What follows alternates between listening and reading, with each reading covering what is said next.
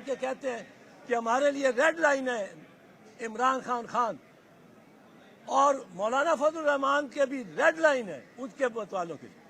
ایک میں عرض کرنا چاہتا ہوں, جو سازشیں اب ہو رہی ہیں وہ چیف جسٹس آف پاکستان کے خلاف ہو رہی ہیں. میں پاکستان کے وکلاء کی جانب سے یہ ان کا درس جانتے ہوئے یہ عرض کرنا چاہتا ہوں کہ چیف جسٹس آف پاکستان ہماری ریڈ لائن ہے. اس کے خلاف سازشیں ہوئی, اس کے فیصلے کو, یہ جو فیصلہ آیا ہے جس کے تحت الیکشن پنجاب کا ہو رہا ہے, اس کو کچھ ڈائلیوٹ کرنے کی کوشش کی گئی, الیکشن کو کسی بہانے 90 دن سے زیادہ کرنے کی کوشش کی گئی. جو محکمہ کرے گا کہ ہم پیسے نہیں دے سکتے, جو محکمہ کرے گا کہ میں رینجرز نہیں دے سکتا, جو محکمہ کرے گا میں کوئی اپنی سروسز نہیں دے سکتا, وہ محکمہ توہین عدالت کر رہا ہوگا. اور یہ توہین سپریم کورٹ ہے. اور میں شہباز شریف صاحب کو مؤدبانہ عرض کرنا چاہتا ہوں, ہم سمجھتے ہیں کہ نواز شریف اور مریم کو اگر خدا نہ خواستہ کچھ ہوا تو اس ملک میں معاشرے کو سنبھالنا بڑا مشکل ہوگا. ہم ان کی زندگیوں کے دعا گو ہیں. اسی طرح آپ سب بلاول اور آصف زرداری, مولانا فضل الرحمان اور عمران خان, اور اب میں ایڈ کرنا چاہتا ہوں, بتانا چاہتا ہوں کہ چیف جسٹس آف پاکستان بھی ہماری ریڈ لائن ہے. پھر وکلاء کیا کریں گے, پھر ایک 2007 والی موومنٹ شروع ہوگی.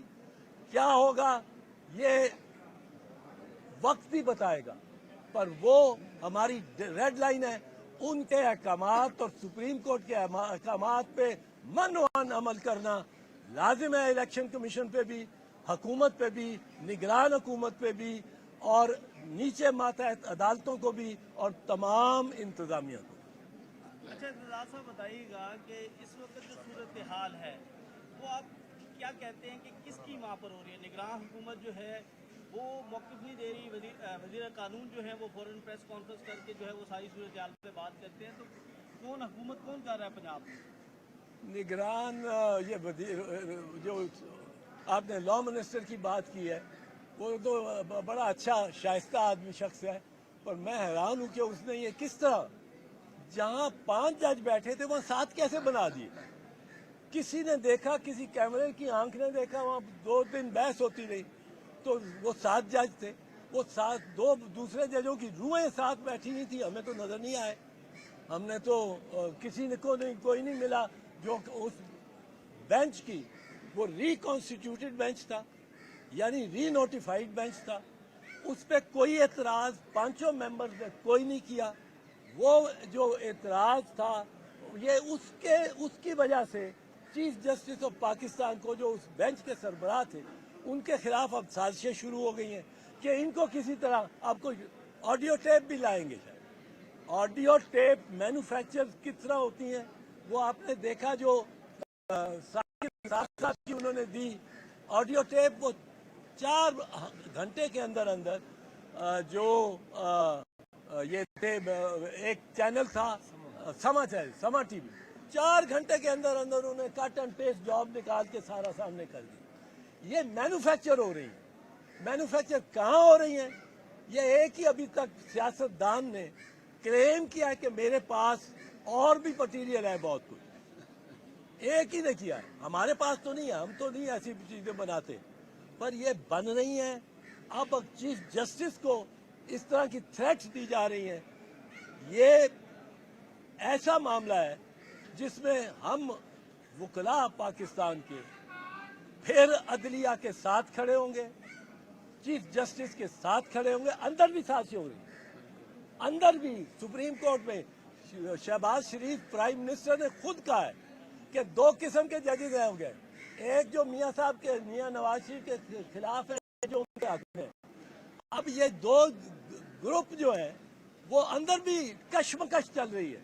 یہ اندرونی کشمکش ہو یا بیرونی کشمکش ہو, ہمارے لیے وکلاء کے لیے ریڈ لائن ہے chief justice of Pakistan. Maryam बीबी कहती हैं फ्राई पैन से वो कपड़े इस्त्री करती रही हैं जब उन्हें पाबंद सलासा रखा गया। और पीपल्स पार्टी और जो नून लीग है बयानिया मिलता नहीं है। पीपल्स पार्टी जो है वो जमहूरियत की बात करती है और नून लीग जो है वो पुरतशद्दुद कार्रवाइयों पर यकीन रखती है। ये मरियम बीबी ने कहा है, हाँ, मरियम। उसने खुद कहा है कि तशद्दुद।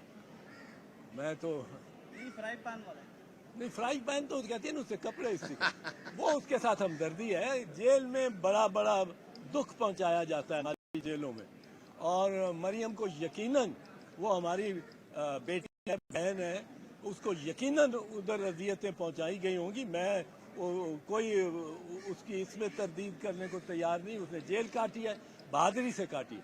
वो अकेली आई रही है यहाँ, उसके भाई भागे रहे हैं, भगौड़े रहे हैं, और वो बहन और बेटी आके यहाँ आज उसके जलसों में वो जान नहीं है, पर लंदन यात्रा से जाने से पहले उसके जलसों में बड़ी जान थी। और जान उसने डाली इसलिए थी कि वो हिम्मत करके आई थी, नजर आ रहा था।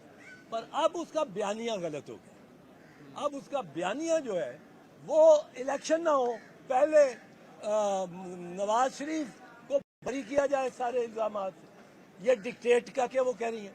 फिर एक सियासतदान को सजा दी जाए और उसको अंदर किया जाए। अब ये तो अदालतों के काम है, ये मरियम बीबी ने और मैंने नहीं फैसला करना।